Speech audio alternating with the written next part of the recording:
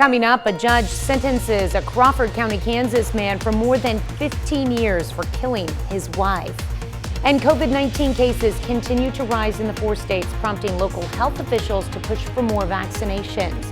Also, Missourians will have to pay more for online purchases, what the new bill signed by the governor entails. The 4 states' most watched news starts now. Good morning and welcome to the KOAM Morning News. It's 5 a.m. I'm Tanya Bach. We've got another day of rain to get through, and then One more, and then we got smooth sailing into the weekend. But yeah, we're going to start. And instead of it being out on the western edge, as it has past couple of days, this time we're going to go down south of I-44. Heavy rain coming down anywhere from northeast Oklahoma, tracking on the south side of the interstate through southwest Missouri, and then elongated as we get to the far eastern counties of southwest Missouri for us. We've also got lightning involved with it, a whole lot more lightning than what we've had past couple of mornings. Of course, lightning started late last night, and we're just going to carry that through. Let's go ahead and update our flood watches and warnings. Of course, the off-colored turquoise flash flood watch, that goes until, you guessed it, 7 o'clock tonight. That's when they normally let them expire and then revamp them for the next day. As far as, excuse me, the lime green, and remember, those are actual flood watches. That means it's imminent and it is ongoing right now. So that's where we stand rain-wise. Temperature-wise, a wet intersection at 7th and Range Line as they just had some showers roll through. 72 degrees is where we stand. Let's roll 72 in Monette and Cassville, 74 in Chanute, and 73 right now in Miami. Heat still dominates the Pacific Northwest. Thunderstorms still dominate the Northeast, and flooding still our major concern. But as Tanya and I were talking about, it really is just one more day. As this pushes out and becomes scattered during the afternoon and evening hours, skies beginning to clear on Friday. As a matter of fact, Friday is going to bring us sunshine. Temperatures as we head into the 4th weekend, mid-80s, and the sun's going to be able to dry us out all the way into next week. We're closer. yeah, Closer. we're ready for another dry out. We need it after this. I haven't had a chance to get my yard mowed, It's so getting ridiculous. I need it to dry. All right, thanks, Michael. Well, a Crawford County, Kansas man gets more than 15 years in prison for second-degree murder.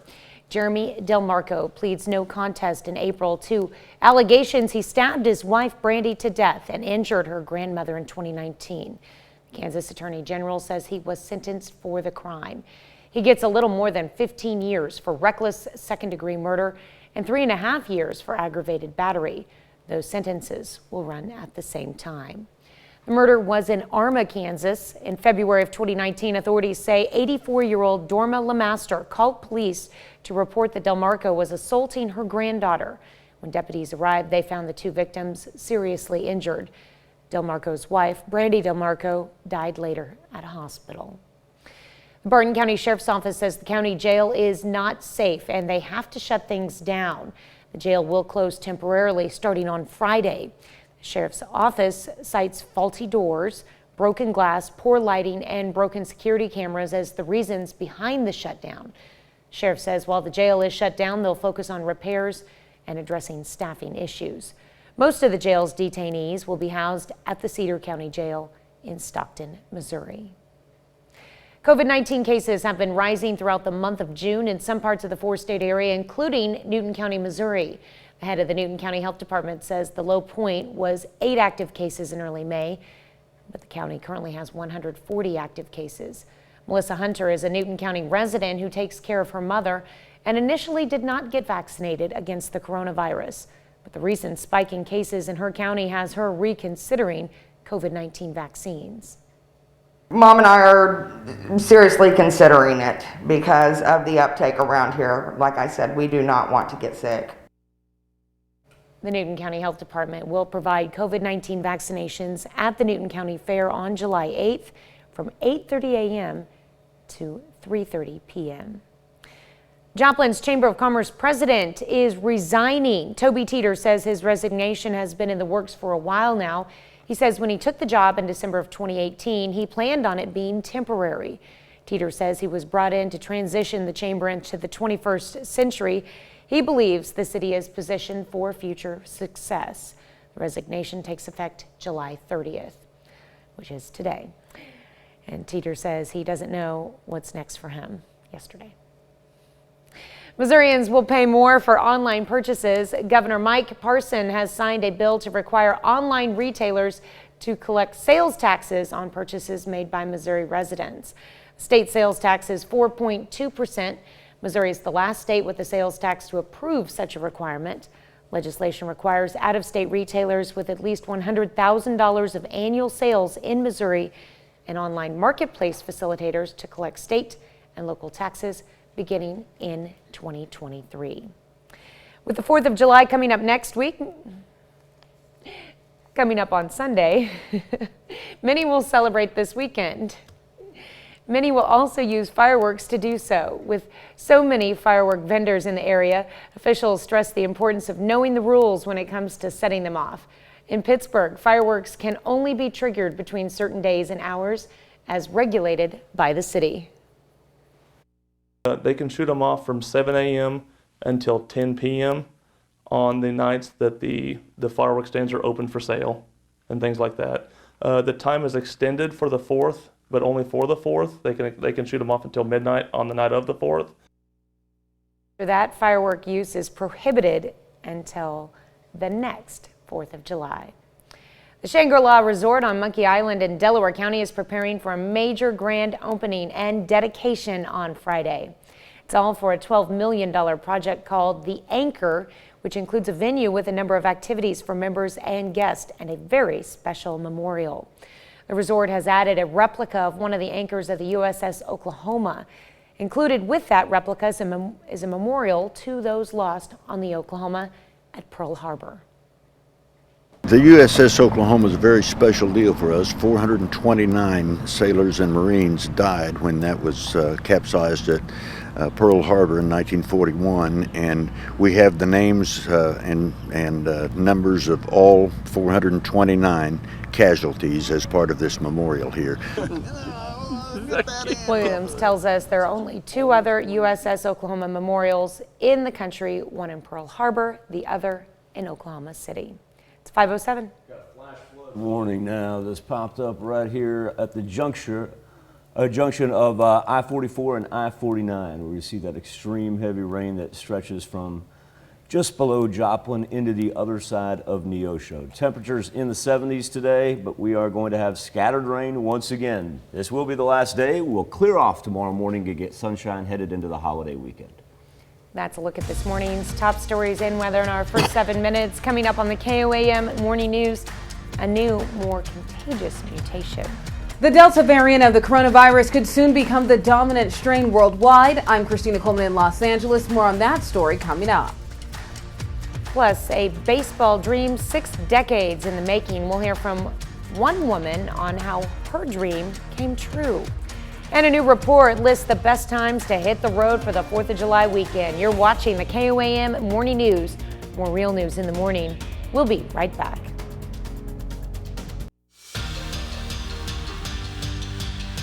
Former Crowder College standout pitcher Aaron ASHBY got his shot in the major leagues after being called up by the Brewers to make his first career start yesterday. Our own Danny Terzer caught up with Crowder head coach Travis Lallemand to watch ASHBY's debut and talk about his former All-American getting his first taste of the majors. It was only a matter of time that Aaron ASHBY would make his major league debut, and Wednesday was that day.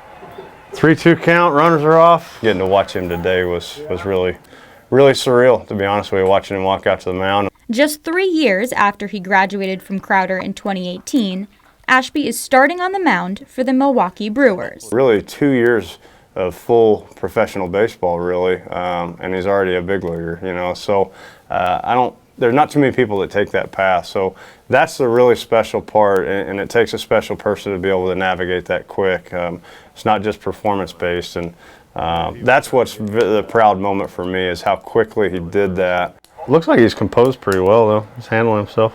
In his sophomore year season in 2018 here at Crowder, ASHBY led the country in strikeouts and was an All-American. It was a February game, and I think he punched out like 15 or 16 that night, and it was early in the year, and you kind of knew that was when you knew that, hey, this stuff is real. There's many stories of impressive outings, just like that one. Come on. Attaboy. In that 18 year, he was absolutely unhittable. You know, it was a situation where 150 some strikeouts on the season. Today, Ashby struggled to settle in. He pitched 2/3 of an inning with 4 earned runs. Nice play. Hopefully he gets another opportunity soon to go out and kind of rectify the results. But again, you know, just watching him, he handled himself well, and very proud of, you know, in that situation, not just losing it and you know, going awry. He was around the zone, good stuff. 96, 97 mile an hour left-hander. That'll do, though. In Neosho, Danny Terzer, KOAM Sports. Beat the Cubs 15-7. Now, no word yet on Milwaukee's future plans for ASHBYs in the major leagues. Let's stay with pro baseball. St. Louis Cardinals finishing up a series against the Arizona Diamondbacks. Cards have taken the first 2 games of the series and have won 3 out of their last 4. St. Louis trying for the sweep in the second inning. Kwon Young Kim on the mound, helping his own cause with a 2-run double as the Cards go up too early. Same inning, same score. D-backs on the board as Drupal Cabrera singles to the right-hand side. We got a play at the plate. No!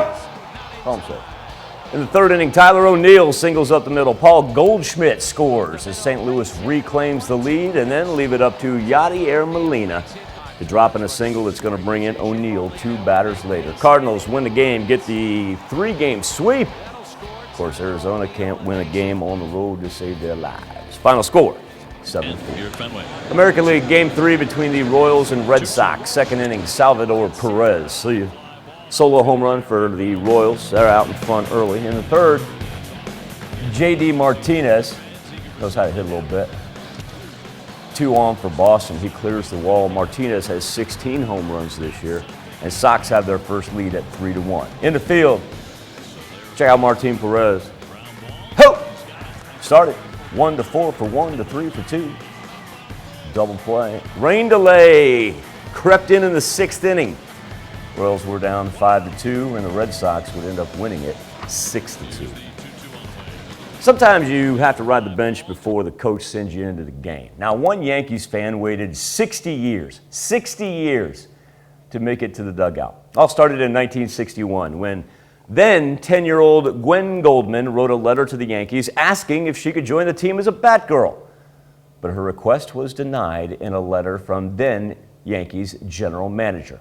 All right, 2021, Goldman's daughter contacted the New York Yankees about her mother's dream. Well, the team responded with a letter from current Yankees general manager Brian Cashman on behalf of the entire organization. On behalf of the entire organization, it would be my great honor for you to join us for our game on Monday, June 28th versus the Los Angeles Angels to serve as our honorary Batgirl for the day. You see, it was worth writing that letter. It was worth having that hope. It was worth pursuing it and trying it. And even if you didn't get it at first, you know the old saying, you just keep on going. Brian Cashman has a daughter of his own, says he wants to give little girls the opportunity to dream. Still to come on the KOAM Morning News, U.S. troops enter the final phase of the withdrawal from Afghanistan. What it means for the future of the Middle East country, and a check on our 7-day forecast when the KOAM Morning News returns. Get your look for less at Slumberland Furniture. Brahms is bringing the heat. Introducing Brahms' new spicy chicken sandwiches. Flavor this good just can't be beat. Brahms' crispy, tender, spicy chicken delivers just enough kick to ramp up our original recipe. Get it regular or club style with crispy bacon and American cheese. Add on Brahms sauce for that extra burst of heat, and you have spicy chicken sandwich perfection. Because nothing. A little past 5:17, open up the weather on the 7s as we open up July the same way we close down June. That's going to be with thunderstorm activity and additional rainfall as we head toward the 4th of July weekend. This time dominating the southern portion of the 4 states, and a fair amount of lightning to go along with it, especially just south of I-44, ranging from northeast Oklahoma in to southwest Missouri. Look at that band. It stretches all the way outside of our highlighted counties. almost through Branson right there as additional lightning continues to arrive. That also means we've got a new watch and warning right there. This one right in between Neosho and Monette, that lighter green. Well, that is a flash flood warning for Berry, Lawrence, and Newton counties. And remember, you get the warning, that means it's imminent or it's already going on. We've got locations that are going to experience flash flooding, including Neosho, Monette, Granby, Pierce City, Purdy, and Diamond. Now, larger view, the flash flood watch is in the kind of dull turquoise color. And remember, the lime green flood warning does run all the way into Saturday. So we're not quite out of the fray as of yet. Let's take a live look from 7th and Rangeline, where the thunder and lightning's finally calmed down over the intersection. It was kicking in there about an hour or two ago. Currently we sit at 72 degrees, rather calm after the rain does roll through, and temperatures not a big drop even where it is raining right now. We range pretty much from about 71 to 74. As far as what we're looking at for our planner for today, still going to be rather warm this afternoon, be able to make it up into the, say, 80s. And remember, this will be our last day. We just got to get through today. It becomes more scattered during the afternoon and evening hours. But then as we head toward Thursday night, Friday morning, we begin to clear out. Not only do we clear out, but we're looking at a fair amount of sunshine to go with it as we head into the weekend. Really no worries over the holiday. Just be apprised of all the flood warnings and watches until we get to the 4th. Time now to turn our attention to the KOAM News Now Facebook page and our morning Insta poll. If you're planning a road trip for the holiday weekend, traffic could be the lightest with a new report from AAA. With more than 47 million Americans traveling in the coming days, the good news is on the busiest roads, you're going to find some breaks in traffic. Now, according to the report, avoid major highways on Thursday between 3 to 5 p.m. and 4 to 5 p.m. on Friday. Saturday, congestion's going to last from 11 to 1, 11 a.m. to 1 p.m. 4th of July, they say, should be an easy drive. Our question to you is, simply put, are you traveling this holiday weekend? Log on and let us know at KOAMnewsnow.com/vote. Health Watch is next.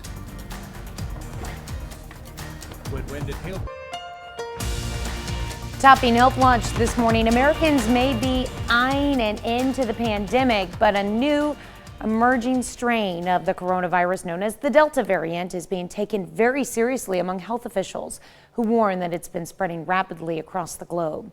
Christina Coleman has the latest. As vaccination rates increase and businesses reopen, Americans are ready for a return to normal this summer. Me and my wife and my 2 boys are all double vaccinated, so we feel very, very comfortable getting out and about and having a good time for the 4th. But the spread of a new mutation of the coronavirus has some officials hitting pause. In places like Los Angeles County, they're once again asking people to cover their face indoors as a precaution. The Delta variant now accounts for 20% of all cases in the United States and is on track to become the dominant strain across the world in the coming months. The CDC has not changed its guidance on masks, saying the solution is the vaccine. Studies have shown both Pfizer and Moderna to be effective against the new strain. If you're vaccinated, you are safe from the variants that are circulating here in the United States. Nearly all new cases of the virus are among the unvaccinated. Experts warn that states with low vaccination rates could see surges. First Lady Jill Biden has been leading a push to convince those still on the fence about getting a shot. Your life and your health matter to me and to your president. Getting vaccinated is safe, it's effective, and it's free. Here in LA County, the infection rate is still low, but health officials say it's been slowly ticking up. About half of all residents in the county are fully vaccinated. In Los Angeles, Christina Coleman, Fox News.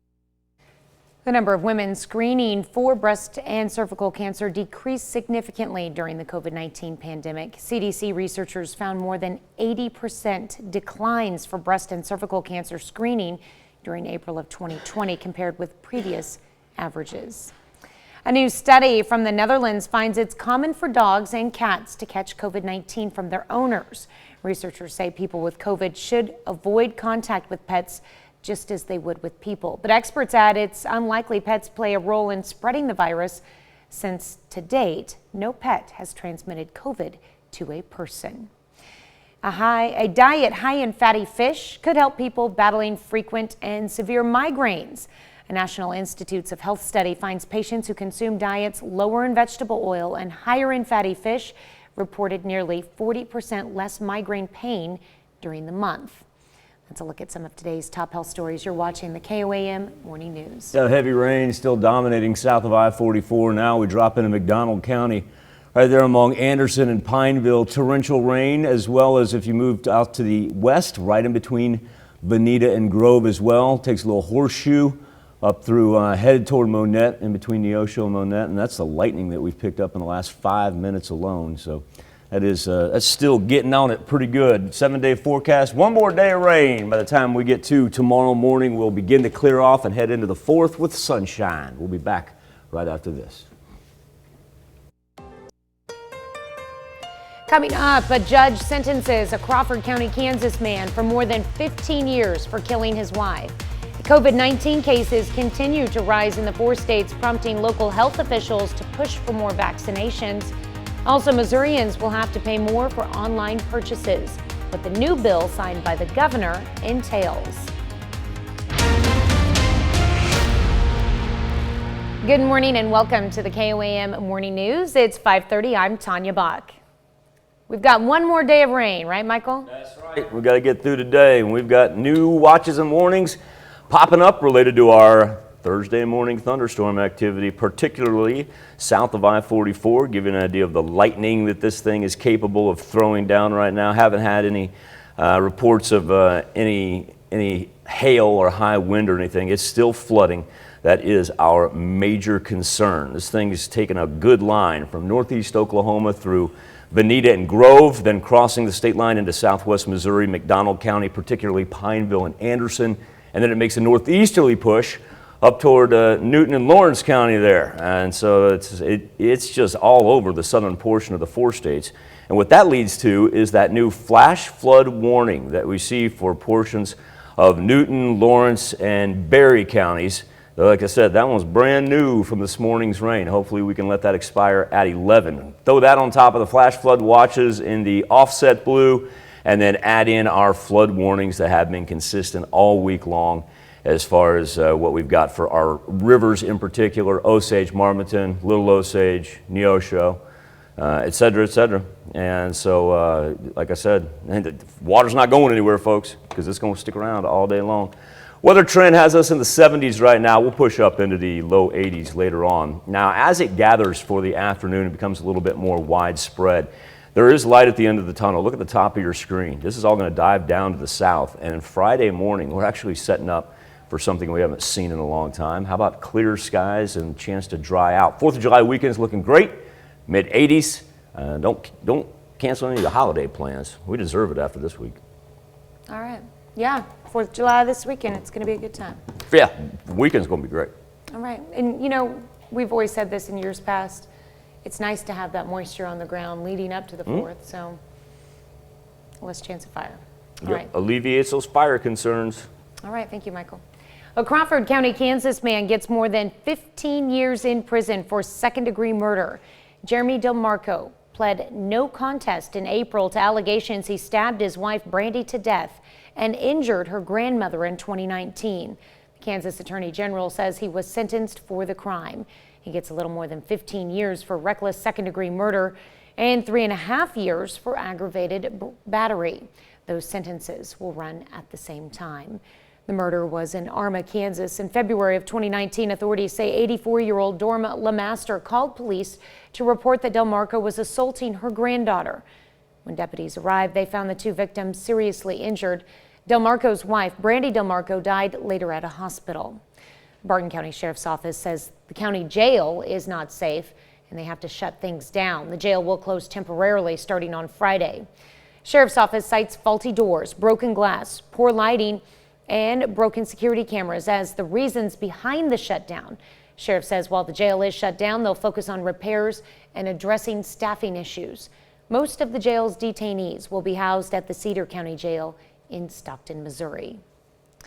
COVID-19 cases have been rising throughout the month of June in some parts of the 4-state area.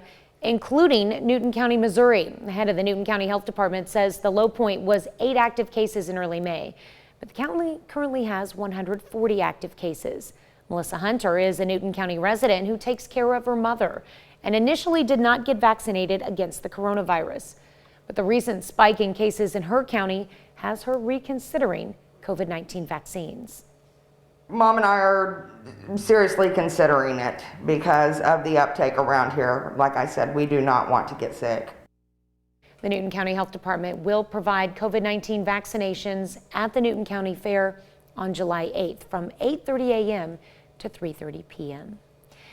Missourians will pay more for online purchases. Governor Mike Parson signs a bill to require online retailers to collect sales taxes on purchases made by Missouri residents. State sales tax is 4.2%. Missouri is the last state with a sales tax to approve such a requirement. Legislation requires out-of-state retailers with at least $100,000 of annual sales in Missouri and online marketplace facilitators to collect state and local taxes beginning in 2023. Joplin's Chamber of Commerce president is resigning. Toby Teeter says his resignation has been in the works for a while. He says when he took the job in December of 2018, he planned on it being temporary. Teeter says he was brought in to transition the chamber into the 21st century, and he believes the city is positioned for future success. You know, we have a really strong team, and we have a really strong board, and it's a very resilient community, and it's really exciting because this is literally a city of cranes right now with all these huge projects. There's also a new wave of entrepreneurship. It's just really exciting times. Because I thought it was the guy you was telling me about earlier. So it is the resignation takes effect July 30th. Teeter says he doesn't know what's next for him. KDOT announces it will close US 169 north of K47 beginning sometime next week. The closure runs from 130th Street north to 35th Street at Chanute. KDOT did not say exactly when the closure would begin next week, but they did say the work should be finished before the end of the year. Freeman Health System and Crowder College launch a new apprentice program for students who want to become certified medical assistants. The paid program starts August 23rd. Students will spend 20 hours a week in a variety of learning opportunities, including traveling to various clinics within the area. It allows them the opportunity to become employees of Freeman long-term. They may stay in that position, but it provides us ready access to employees that are already well-trained and educated, and once they complete their training and education, they're ready to go to work here. The program runs for 16 weeks. That's a look at our top news stories coming up this half hour in the KOAM Morning News. Transitioning out of military service. Are opening back up as the country opens back up. But landing one can be a challenge for those who have built a career serving their country. I'm Michael George with the challenges veterans face finding a new career. Plus, the 20-year-long war is another step closer to coming to an end as troops enter the final phase of withdrawal. We'll have the latest as a U.S. general warns of a civil war in Afghanistan. But first, it's 5:37. Go to the sweeping radar and it'll give us an idea of the intensity of this rain, and that is called getting on it right there. Stretching through northeast Oklahoma. You can see the radar when it lights up like that. That's also going to be indicative of lightning strikes stretching from the Arkansas-Missouri state line, then moving northeast toward Monette. Remember, we now have a new flash flood warning for Lawrence, Berry, and Newton County. Be back with World Watch next. Topping World Watch, concerns are rising over the withdrawal of American troops in Afghanistan and what that will mean for the future of the country. And this comes as one U.S. general warns of a civil war. Jennifer Griffin has the story.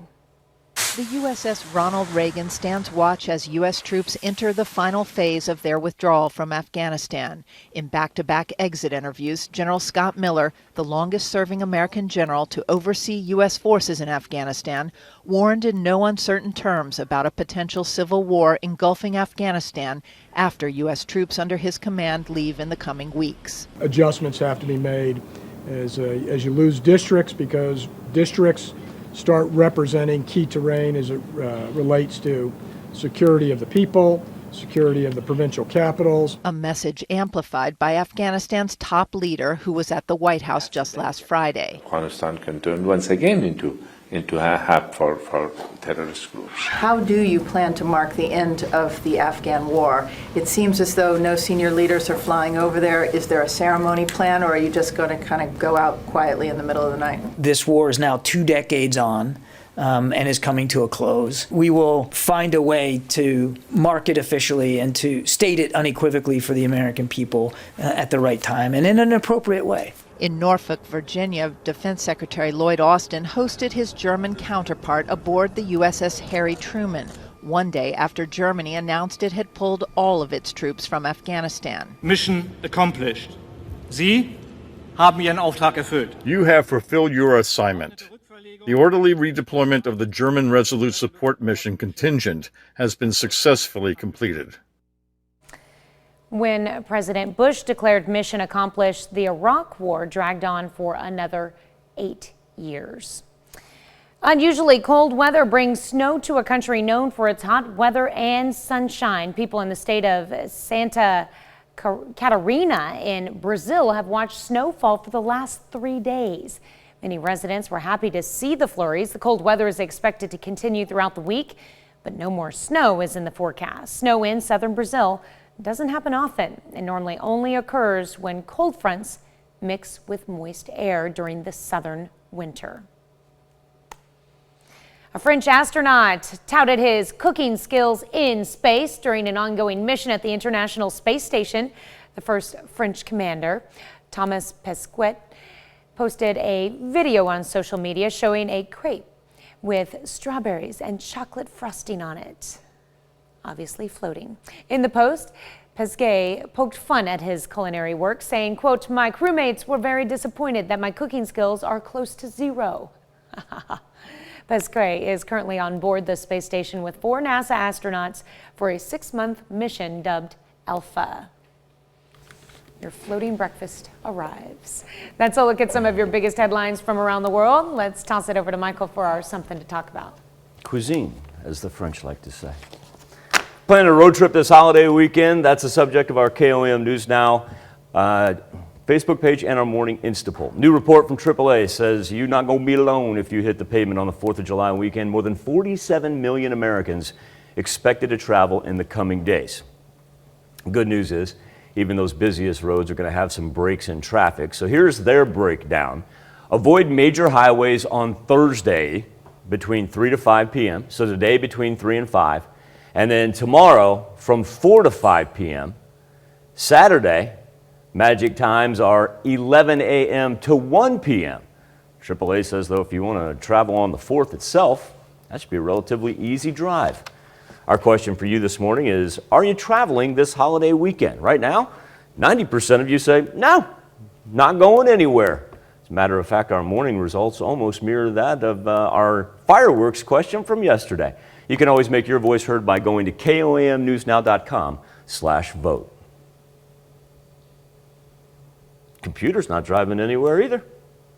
Be back with the news you need to know before you head out the door right after this. Here's a check on today's top headlines, the news you need to know before you head out the door. CBS News learning a grand jury in Manhattan has indicted former President Trump's family business, the Trump Organization. Allegations are in connection with a tax investigation into fringe benefits provided by the company. The indictment is expected to be unsealed this afternoon. Trump Organization lawyers telling CBS News this week they would move to dismiss any charges. A man from Crawford County, Kansas gets more than 15 years in prison for second-degree murder. It's Jeremy Del Marco, who pleaded no contest to allegations he stabbed his wife Brandy to death and injured her grandmother in 2019. Del Marco gets a little more than 15 years for reckless second-degree murder, 3.5 years for aggravated battery, and those sentences will run at the same time. Authorities say 84-year-old Dorma LeMaster called police to report that Del Marco was assaulting her and her granddaughter, and when deputies arrived, they found 2 victims seriously injured. Del Marco's wife, Brandy Del Marco, later died at a hospital. Missourians will pay more for online purchases as Governor Mike Parson signs a bill requiring online retailers to collect sales tax on purchases made by Show Me State residents. State sales tax is 4.2%. Missouri, the last state with a sales tax to approve such a requirement. Legislation requires out-of-state retailers with at least $100,000 of annual sales in Missouri and online marketplace facilitators to collect state and local taxes beginning in 2023. And the Sheriff's Office in Barton County, Missouri says the county jail is not safe, so they're shutting things down. The Sheriff's Office cites faulty doors, broken glass, poor lighting, broken security cameras, and among other things, the reasons behind the shutdown. The sheriff says while the jail is shut down, they're going to focus on repairs and addressing staffing issues. Let's check out today's top headlines, the news you need to know before you head out the door. And if you are down south, you are going to want an umbrella headed out the door. We've got heavy rain lasting from northeast Oklahoma, then crossing the state line into southwest Missouri, and then a little bit of a right-hand turn up through the northeastern portion of we got Lawrence, Berry, and Newton that are all in new flash flood warnings right now. This is where the rain's going to dominate this morning. You get out to the west where it has been for the past couple of days, central, north, looking pretty good. A little bit more widespread on the far eastern edge of southwest Missouri, but this has been our problematic area along and south of I-44. Look at all that lightning right there. And that rain is extremely heavy. We're talking about easily another 2 inches by the time we're done with this morning down, especially in between Bonita and Grove, and then say Anderson and Monette. We'll be back with more KOAM Morning News right after this. Veterans transitioning out of military service and into the civilian workforce often face an uphill battle translating their service and skill for corporate America. CBS's Michael George shows us what veterans are up against and the organization arming them for the fight. 28-year-old Miles Kaufman is an MBA candidate at Southern Methodist University. On his resume, 3 tours in Afghanistan with the 75th Ranger Regiment. We were there in 2017, 2019, and my final deployment was in 2020 during the COVID epidemic, actually. He's one of many veterans transitioning off of the battlefield and into the civilian job market. I think it's difficult as a veteran to translate all the applicable skills that we do have into terms that are easily understood by some of these hiring managers. Finding a career is even more difficult in the uncertain post-lockdown economy. So Kaufman enlisted the help of American Corporate Partners, a national nonprofit organization that pairs veterans with corporate mentoring, networking, and career advice.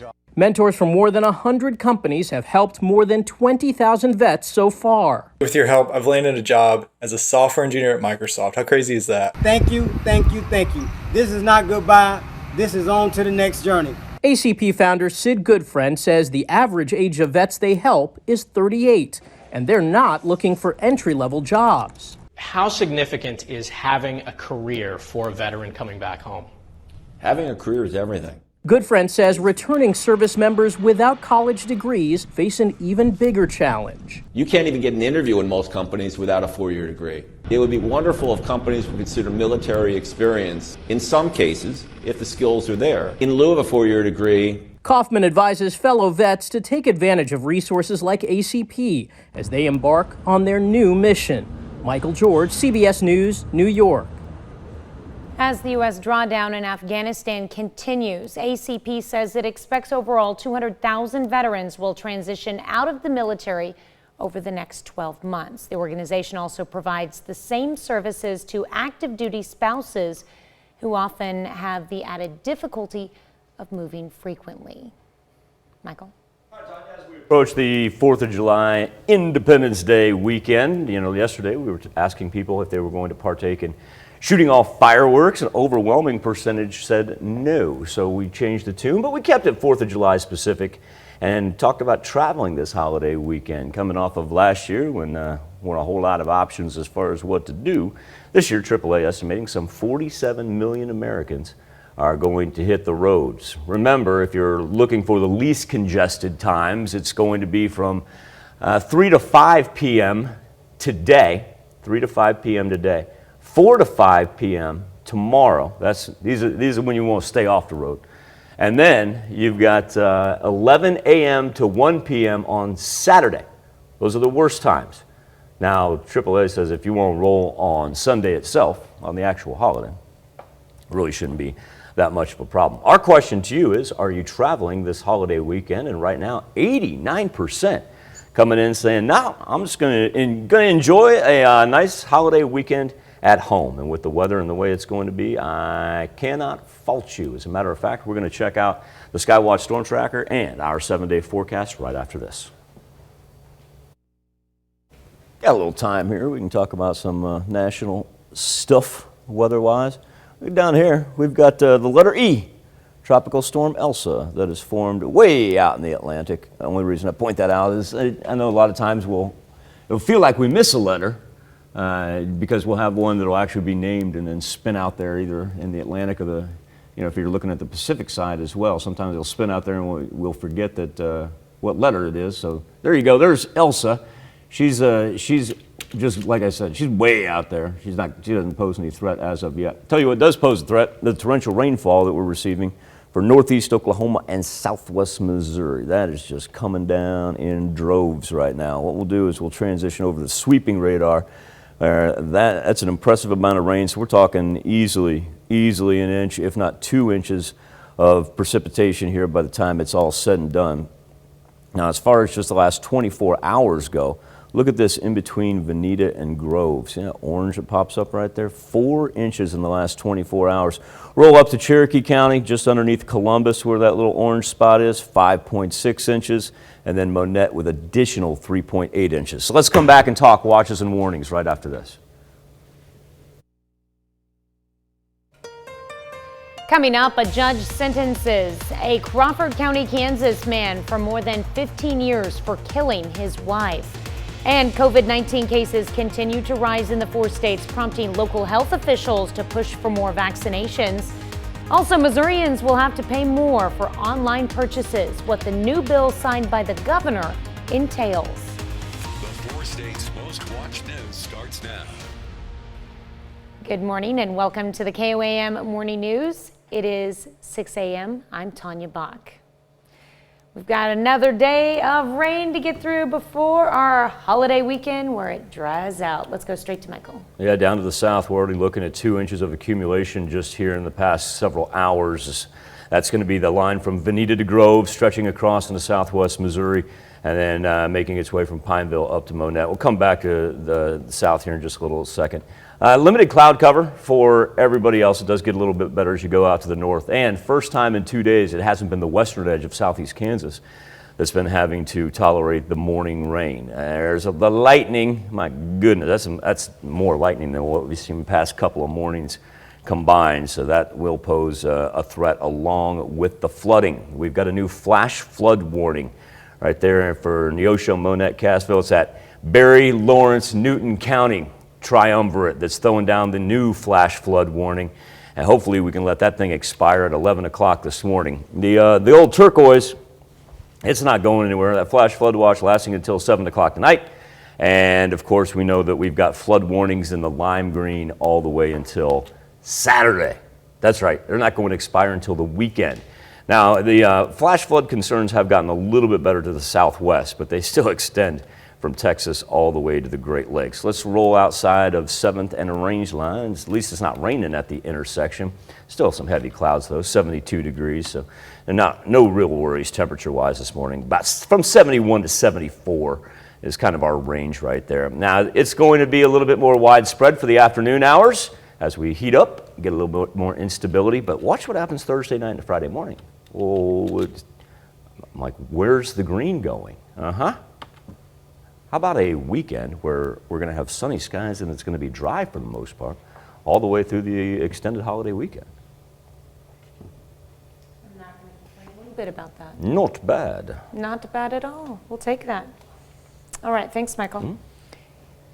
Well, a Crawford County, Kansas man gets more than 15 years in prison for second-degree murder. Jeremy DelMarco pled no contest in April to allegations he stabbed his wife Brandy to death and injured her grandmother in 2019. The Kansas Attorney General says he was sentenced for the crime. He gets a little more than 15 years for reckless second-degree murder and 3.5 years for aggravated battery. Those sentences will run at the same time. The murder was in Arma, Kansas. In February of 2019, authorities say 84-year-old Dorma LeMaster called police to report that DelMarco was assaulting her granddaughter. When deputies arrived, they found the two victims seriously injured. DelMarco's wife, Brandy DelMarco, died later at a hospital. COVID-19 cases have been rising throughout the month of June in some parts of the four-state area, including Newton County, Missouri. The head of the Newton County Health Department says the low point was 8 active cases in early May, but the county currently has 140 active cases. Melissa Hunter is a Newton County resident who takes care of her mother and initially did not get vaccinated against the coronavirus. But the recent spike in cases in her county has her reconsidering COVID-19 vaccines. Mom and I are seriously considering it because of the uptake around here. Like I said, we do not want to get sick. The Newton County Health Department will provide COVID-19 vaccinations at the Newton County Fair on July 8th from 8:30 a.m. to 3:30 p.m. Missourians will pay more for online purchases. Governor Mike Parson signed a bill to require online retailers to collect sales taxes on purchases made by Missouri residents. State sales tax is 4.2%. Missouri is the last state with a sales tax to approve such a requirement. Legislation requires out-of-state retailers with at least $100,000 of annual sales in Missouri and online marketplace facilitators to collect state and local taxes beginning in 2023. With the 4th of July coming up this Sunday, many will celebrate all weekend, and many will also use fireworks to do so. With so many firework vendors in the area, officials stress the importance of knowing the rules when it comes to setting them off. In Pittsburgh, fireworks can only be triggered between certain days and hours as regulated by the city. They can shoot them off from 7 a.m. until 10 p.m. on the nights that the fireworks stands are open for sale and things like that. The time is extended for the 4th, but only for the 4th. They can shoot them off until midnight on the night of the 4th. After that, firework use is prohibited until the next 4th of July. 6:07. 1 day left. We got rain activity down south of I-44. We become more scattered this afternoon, but by the time we get to late tonight and begin to work our way into Friday, the skies clear off. Look at this 7-day forecast that has not only sunshine on it, but mild temperatures for the 4th of July. So we kind of luck out, and we deserve it after all the flooding that we've had this week, that we can sit back and enjoy a holiday and not even have to worry about, melting outside. That's a look at this morning's top stories and weather in our first 7 minutes. Coming up on the KOAM Morning News, 4th of July holiday travel. More than 47 million people are expected to travel during the holiday weekend. I'm Dina Demetrius, and I'll tell you why many could face delays at the airport and higher prices at the pump. Plus, health officials want you to know how you can prepare to keep you and your family safe from the hot weather. And we speak to a former NHL player on traumatic brain injury. You're watching the KOAM Morning News. More real news in the morning. We'll be right back. Finally,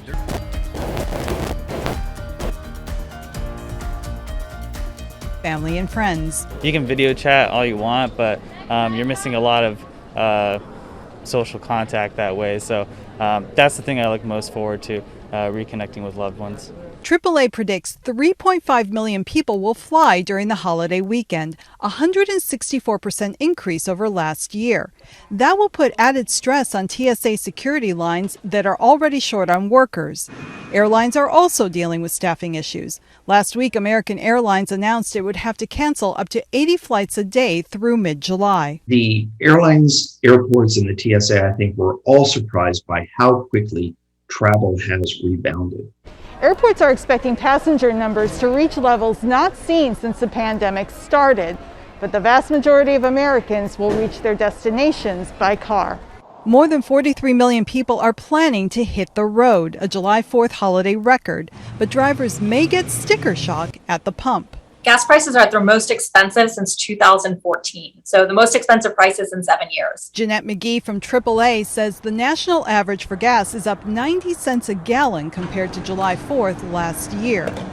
what a difference a year makes, right? We are seeing high travel volumes for the 4th of July holiday, but just high traffic volumes in general. People are getting back to the roads and traveling more. McGee predicts gas is only going higher, possibly another 10 to 20 cents by the end of August.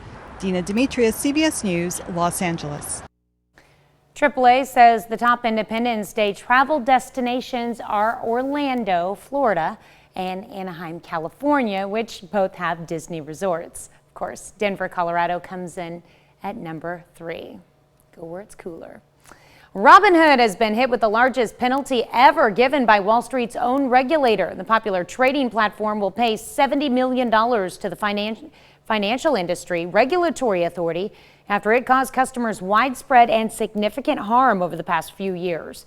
That includes allowing inexperienced users access to risky strategies and not preventing system outages that disrupted trading. College athletes can start making money today. The NCAA Board of Directors has suspended the rules prohibiting athletes from selling the rights to their names, images, and likenesses. Students can now profit from their autographs, product endorsements, personal appearances, even social media posts. That's it for Consumer Watch. Let's toss it over to Michael for our forecast.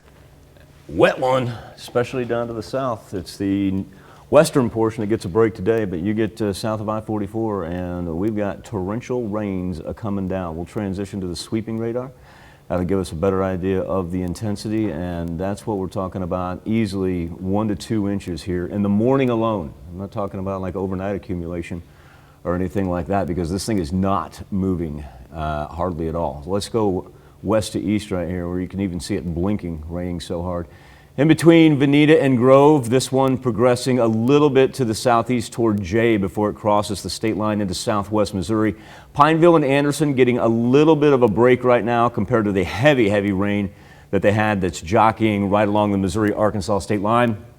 And then we're starting to move off to the east there compared to what Neosho and Monette had earlier, but right now it's Cassville that's bearing the brunt of it. That'll give you an idea of the lightning that this thing has been capable of in the last 5 minutes alone as well. So we've got a new flash flood warning. That is for Lawrence, Neosho, and Lawrence, Newton, and Berry counties. And then we've still got our standard, and isn't that ridiculous we have to say that? Standard flash flood watches that we've had all week in the turquoise, lime green, same flood warnings that we've had all week long. We are getting closer though, that's the important part. We're getting just a little bit closer, but you can tell those flood watches and warnings, that's pretty expansive. Either go from Texas to the Great Lakes, or you can roll from us all the way to the East Coast. Live look over 7th and Range line, at least the rain has stopped there. 72 degrees right now over Joplin, and a whole bunch of temperatures ranging from about 71 to 74. One more day of rain activity, and that not only means this morning, but also too for the afternoon as it begins to gather. You'll notice everything starts moving to the south though. And so as we get from Thursday night into Friday, we clear off sunshine on Friday and a gorgeous Independence Day weekend. How about temperatures in the mid-80s and more sunshine? We'll be back right after this. Saturday mornings are about Back to this Midday Thursday, and a number of our interviews, really for probably the past couple of years, have concentrated on the importance of identifying concussions, making sure when people are healthy enough to return to the field, and testing that can be done as well. Well, we're fortunate enough to be joined by somebody who unfortunately knows about traumatic brain injury. His name is Daniel Carso. Daniel, a 9-year veteran of the National Hockey League, a 2-time Stanley Cup winner, and also known for his aggressive play on the rink. Daniel, number one, I want to thank you for your time. Number two, I appreciate you talking about traumatic brain injuries. After you retired, you were only 30 years old. Tell us a little bit about the identification process that you went through to realize your head was not right after playing that long in the NHL, and also to the reemergence of going back home and dealing with your wife and kids and other family members. Yeah, transition was extremely difficult. It becomes even more difficult when you are dealing with symptoms that you don't understand from an injury that you've never been educated on. And so I was dealing with things like slurred speech, headache, head pressure, focus, concentration, memory issues, impulse control issues, insomnia, anxiety, depression, suicidal ideations. So it became really difficult. when I went home and tried to integrate into the real world. The athletic world in the NHL specifically, everything's handed to you, all the meals are there, your schedule is given to you at the beginning of the year, you know where you're going to be 184 days out of the year. So you really have to adjust once you get out of the game. And like I said, I had to quickly become my own patient advocate to get a good handle on my quality of life and what had happened to my brain and how I could fix it. How were you able to identify that you were suffering from traumatic brain injuries? Who helped you through that? I helped myself. Okay.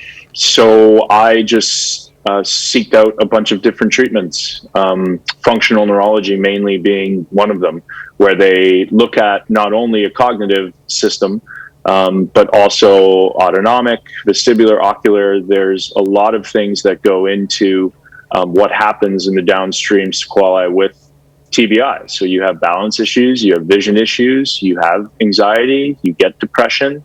And so there's a lot of things that need to be addressed. And I just quickly dove in 2015. I missed the NFL lawsuit settlement because I was in my career. So you don't look at things like that. Mm-hmm. And I just realized very quickly, wow, we're in a really bad spot as far as knowledge goes, as far as diagnoses go, as far as cognitive performance tools go, and what can I do for myself right now? And a lot of it was just things to manage symptomology. And then I found psychedelic medicine 2 years ago, and psilocybin most definitely saved my life. And before I started that regimen, I was still sleeping in till 3 p.m. and suffering from a lot of those symptoms in the darkest hole. And there's a reason that suicide is the #1 cause of death. So I have to, after TBI, you have to continue to educate, continue to raise awareness. So #1, people can recognize these signs and symptoms that are affecting their everyday life and then move into a treatment that works for them. So I always advocate for a number of different tools. And through that whole self-identification process and then the advocacy that you're doing now came about Wasana Health. And I know that you've had the opportunity to team with some medical professionals, some research, some universities. What is the ultimate goal of Wasana Health and the message that you're trying to give to not only other athletes, but anybody who suffered a traumatic brain injury? There's hope. I was not a mild case. I was moderate to severe.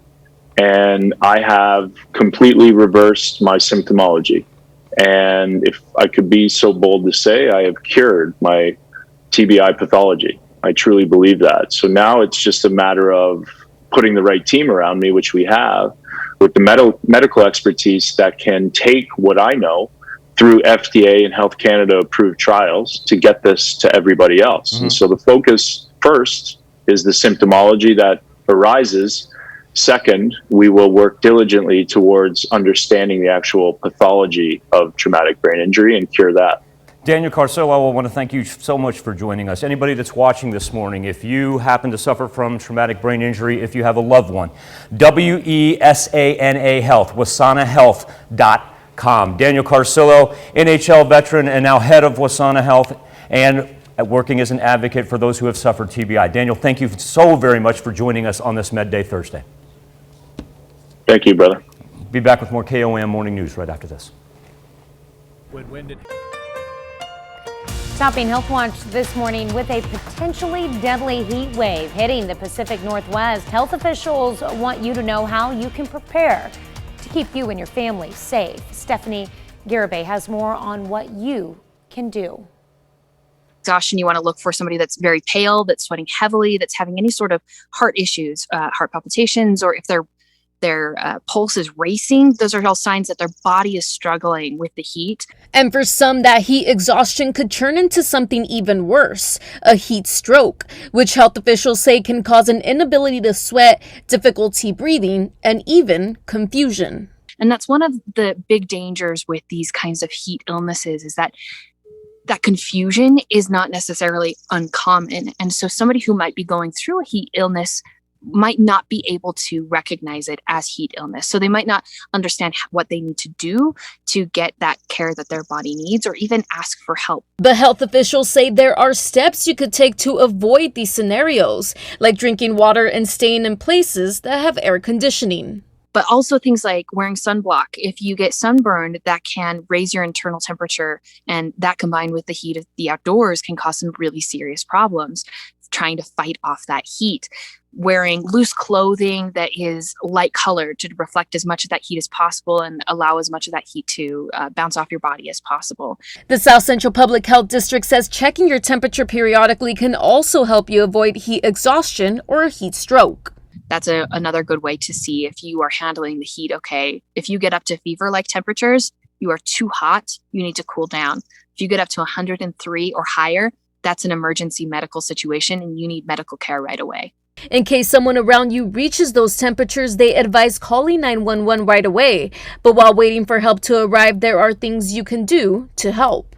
Giving them an ice pack, putting a cool cloth across the back of their neck, across their forehead, giving them a cool shower, not too cold, but cool enough to cool them down slowly and gently. All of those things are very simple ways to cool them down.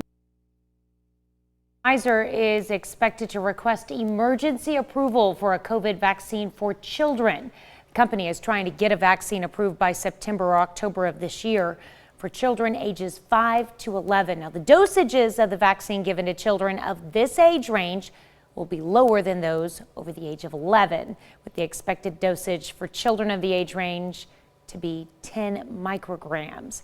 Pfizer's COVID vaccine is currently authorized for use in those ages 12 and older. Don't get much sleep? Well, you may want to try working out for some energy. A recent study showed physical activity might offset some of the harms of poor sleep.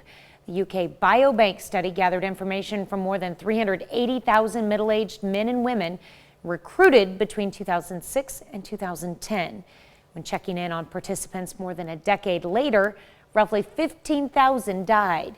Researchers found people who did at least 150 minutes of moderate exercise or 75 minutes of vigorous exercise per week were partially protected against the side effects of poor sleep.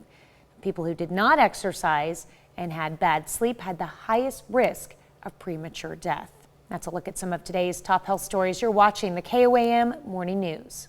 Story had a definitely different twist to it yesterday. Tate got the joke. Tate's behind the camera. He got the joke. I'm starting to watch a little fog develop. It doesn't look too dense, but that's probably something we're going to concentrate on here for the next half hour or so. All right, there's our heavy rain moving from northeast Oklahoma, ready to make its way into southwest Missouri. We'll be back right after this. Coming up, a judge sentences a Crawford County, Kansas man for more than 15 years for killing his wife. And COVID-19 cases continue to rise in the 4 states, prompting local health officials to push for more vaccinations. Also, Missourians will have to pay more for online purchases, what the new bill signed by the governor entails. The 4 states' most watched news starts now. Good morning and welcome to the KOAM Morning News. It is 6:30 now. I'm Tanya Bach. We've got one more day of rain to get through and then onto our beautiful holiday weekend. Yeah, before we get there, we got to remember that we've got massive flooding concerns with new warnings that are popping up throughout the course of our Thursday, especially down to the south. And that's where we're paying attention. Right now, in between Grove and Jay and Veneta, take that triangle all the way to the Missouri state line. Extreme heavy rain coming down there. McDonald County getting a little bit better. However, that Bentonville to Cassville line not getting any better. So if you're taking 49 south this morning, if you got to venture down south on 49, know that that is going to be problematic just about no matter where you go. Now, stand to the south of 44. So 44 doesn't pose much trouble until you get down Veneta way, and then you're going to run into it. Now, the northern portion, not too bad. We're starting to see a little light rain develop out to the west. Of course, the west is part that's been hammered the past 2 mornings, but also too, on top of our flooding, lightning is a threat. But let's concentrate on our flooding because our new flash flood warning right there in between Neosho and Monette. That is for Newton, Berry, and Lawrence counties. That thing brand new this morning, and it is supposed to expire at 11. Now let's drop down into northeast Oklahoma. Bonita and Grove just hopping on the board as well with a flash flood warning. No surprise with the amount of rain that they've had. We're easily talking about 2 inches, not in a 24-hour span, 2 inches this morning alone. Of course, the turquoise and the lime green, those have been here to stay all week. One's a flash flood watch in the turquoise, the lime green indicating a flood warning. So like I said, our biggest threat is simply making sure that you stay safe out on the roadways. Our temperatures today up into the, I'll say mid 80s, very similar in nature to what we've had past couple of days. Now as we get into the afternoon, the rain gets a little bit more widespread, same old, but look at what happens Thursday night and Friday morning. Oh, the green begins to disappear. We're going to have sunny skies on Friday. We're going to have sunshine through the 4th of July weekend, and we're not going to have to fight any oppressive heat. How nice. Got it. 86. Let's get through today. Yeah. I'm looking forward till Sunday. I'll celebrate. I'm looking forward to Friday. You know, and hey, Saturday. with the weather, dude, glass always, just like my coffee, always half empty. I love the fact that you're celebrating. I want Tate laughing. I want you celebrating. And I'll be the weather guy, and I'll be like, glass half empty, we got to get to tomorrow, and then we can let the waters recede. But all of you out there, this is a morning show, and we've got smiles on our faces. I want all of you to have a good time. For you glass half empty people, you can come join me in the Skywatch Weather Center. Just be safe out there with the fireworks. Don't do anything silly. Let's get through the flooding first. Yes, true. Yeah. There you go. All right, thanks, Michael. A Crawford County, Kansas man gets more than 15 years in prison for second-degree murder. Jeremy DelMarco pled no contest in April to allegations he stabbed his wife Brandy to death and injured her grandmother in 2019. The Kansas Attorney General says he was sentenced for the crime. He gets a little more than 15 years for reckless second-degree murder and 3.5 years for aggravated battery. Those sentences will run at the same time. The murder was in Arma, Kansas. In February of 2019, authorities say 84-year-old Dorma LeMaster called police to report that DelMarco was assaulting her granddaughter. When deputies arrived, they found the 2 victims seriously injured. DelMarco's wife, Brandy DelMarco, died later at a hospital. The Barton County Sheriff's Office says the county jail is not safe and they have to shut things down. The jail will close temporarily starting on Friday. Sheriff's Office cites faulty doors, broken glass, poor lighting, and broken security cameras as the reasons behind the shutdown. Sheriff says while the jail is shut down, they'll focus on repairs and addressing staffing issues. Most of the jail's detainees will be housed at the Cedar County Jail in Stockton, Missouri. KDOT announces it will close US 169 north of K47 beginning sometime next week. The closure runs from 130th Street north to 35th Street at Chanute. KDOT didn't say exactly when the closure would begin next week, but they did say the work should be finished before the end of the year. COVID-19 cases have been rising throughout the month of June in some parts of the 4-state area, including in Newton County, Missouri. The head of the Newton County Health Department says the low point was 8 active cases in early May, but the county currently has 140 active cases. Melissa Hunter is a Newton County resident who takes care of her mother and initially did not get vaccinated against the coronavirus. But the recent spike in cases in her county has her reconsidering COVID-19 vaccines. Mom and I are seriously considering it because of the uptake around here. Like I said, we do not want to get sick. The Newton County Health Department will provide COVID-19 vaccinations at the Newton County Fair on July 8th from 8:30 a.m. to 3:30 p.m. Missourians will pay more for online purchases. Governor Mike Parsons signed a bill to require online retailers to collect sales taxes on purchases made by Missouri residents. The state sales tax is 4.2%. Missouri is the last state with a sales tax to approve such a requirement.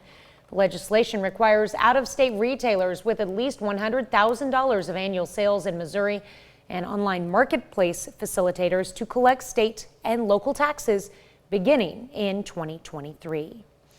Joplin's Chamber of Commerce president is resigning. Toby Teeter says his resignation has been in the works for a while now. He says when he took the job in December of 2018, he planned on it being temporary. Teeter says he was brought in to transition the chamber into the 21st century. He believes the city is positioned for future success. You know, we have a really, really strong team, and we have a really strong board, and it's a very resilient community, and it's really exciting because this is literally a city of cranes right now with all these huge projects. There's also a new wave of entrepreneurship. It's just really exciting times.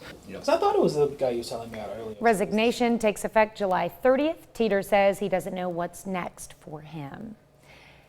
Freeman Health System and Crowder College launch a new apprentice program for students who want to become certified medical assistants. The paid program starts August 23rd. Students will spend 20 hours a week in a variety of learning opportunities, including traveling to various clinics within the area. Gives them the opportunity to become employees of Freeman long-term.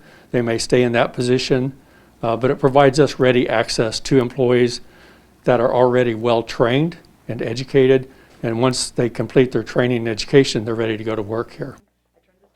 Program runs for 16 weeks. That's a look at our top news stories. Coming up this half hour in the KOAM Morning News, indictment charges. After a lengthy investigation, Manhattan's top prosecutor is charging President Trump's company and his chief financial officer with tax-related crimes. I'm Laura Podesta with what this all means for the former president himself. Plus, for our Something to Talk About, we're asking, are you traveling this holiday weekend? We let you weigh in, but first, it's 6:37. If you are headed out the road this weekend, make sure you pay attention right before you leave to possible flooding. You can always find the Department of Transportation pages on our page at KOAMNewsNow.com. We'll be right back with Nation Watch next.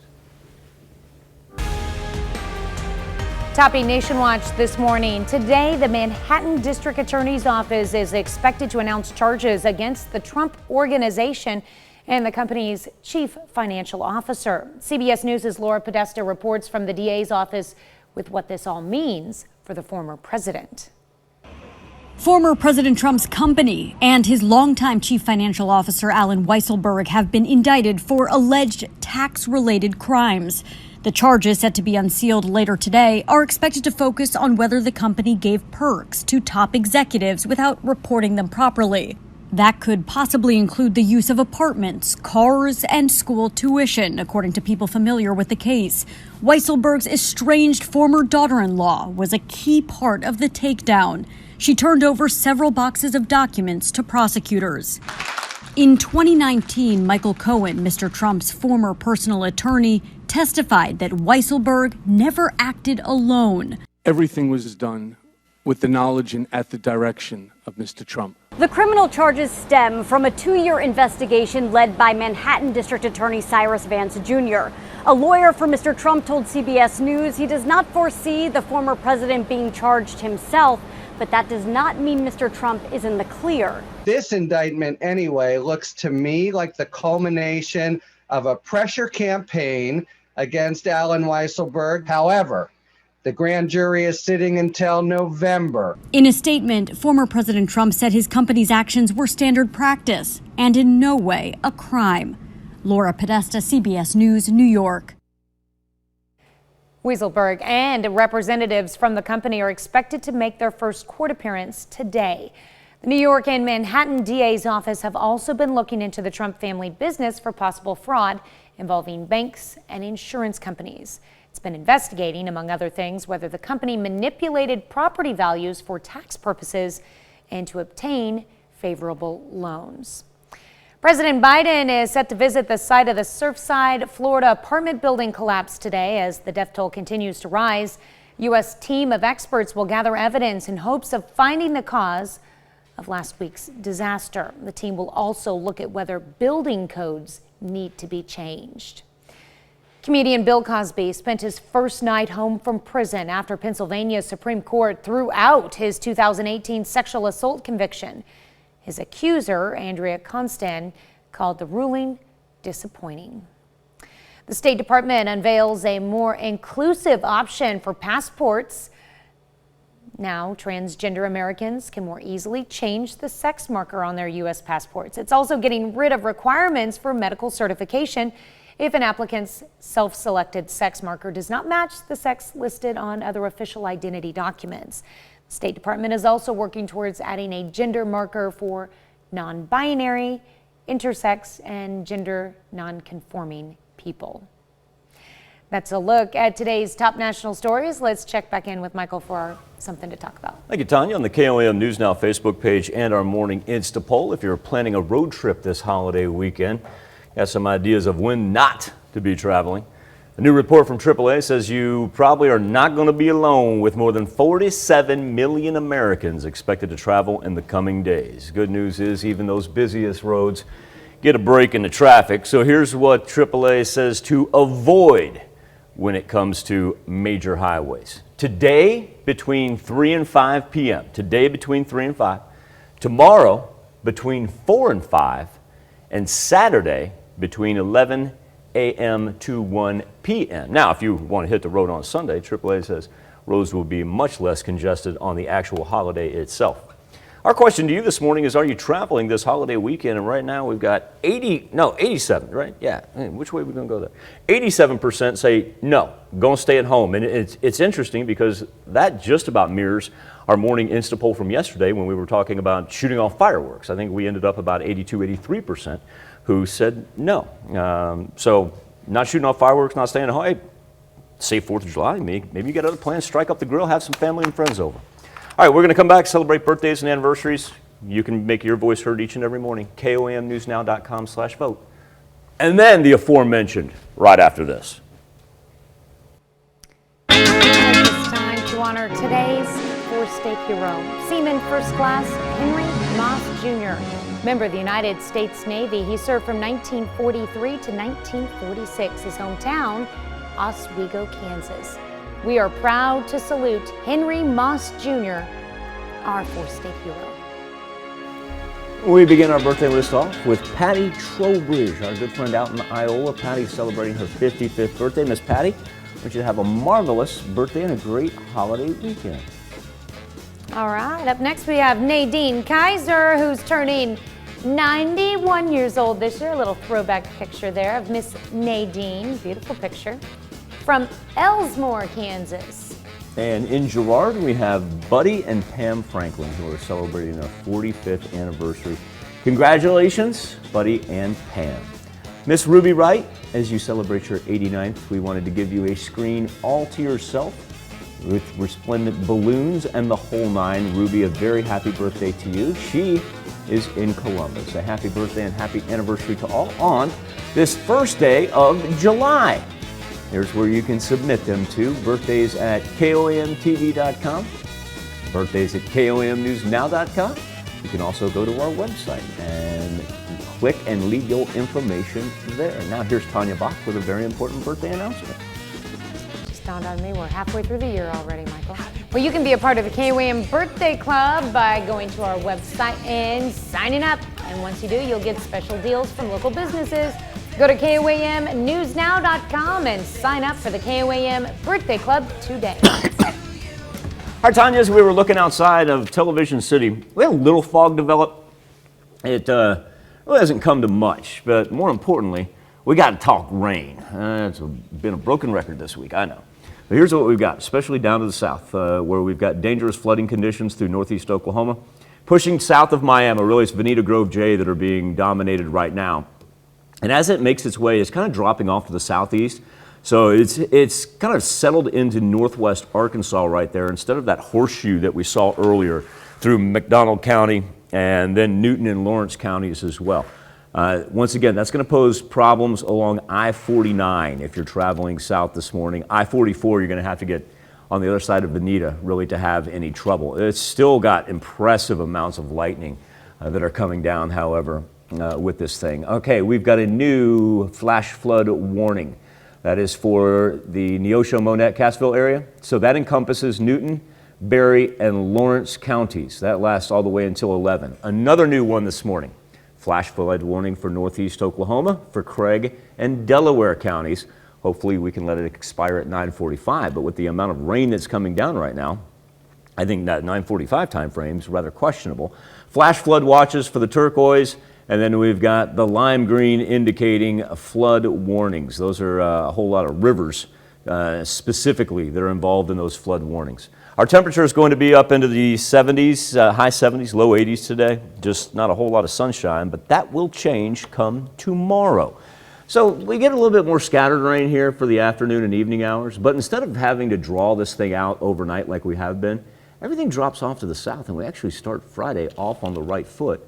And we're able to kind of maintain some sunshine here as we head into the 4th of July weekend. Speaking of the holiday, how about we roll mid-80s, that's great for the beginning of July, and a whole lot of sunshine all the way to begin our first full week of the 7th month.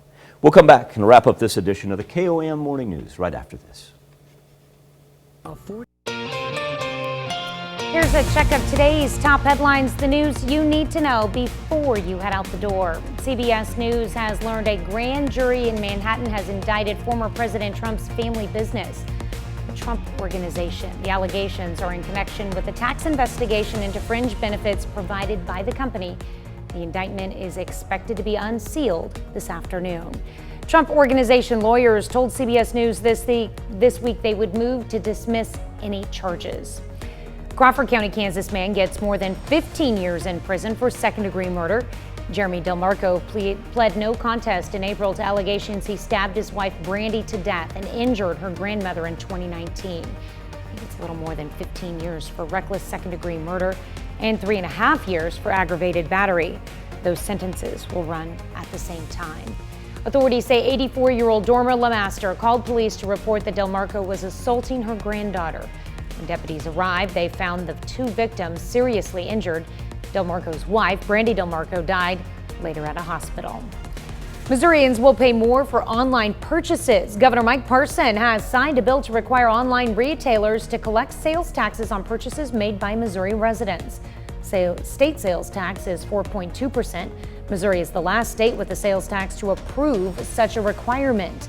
Legislation requires out-of-state retailers with at least $100,000 of annual sales in Missouri and online marketplace facilitators to collect state and local taxes beginning in 2023.